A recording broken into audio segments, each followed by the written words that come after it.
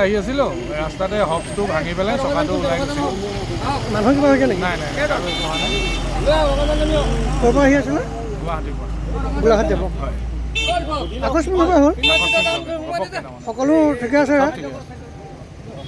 এখন মই ইয়াত বহি আছিলোঁ, গাড়ীখন আহিছে সেইখনৰ পৰা চকাটো খুলিছে, চুচৰি গ'ল এইফালে মানে গাড়ীখন ঘৰকৈ চাউণ্ড যেতিয়া দিলে মই সেইখনে দেখিলোঁ আৰু তাৰপিছত চকাটো সেইফালে গ'ল আৰু গাড়ীখন ৰখাই দিলে বাৰু সেইখনে দেখিলোঁ। তাৰ বাহিৰে আৰু মানুহবিলাক নামিলে গাড়ীৰ ভিতৰত ভয় খাইছে চবে মানে ইমান তাৰ বাহিৰে কি ক'ম, চবেইটো আছে দেখিলে অহা যোৱাত কিছু জাগিৰৰ পৰা।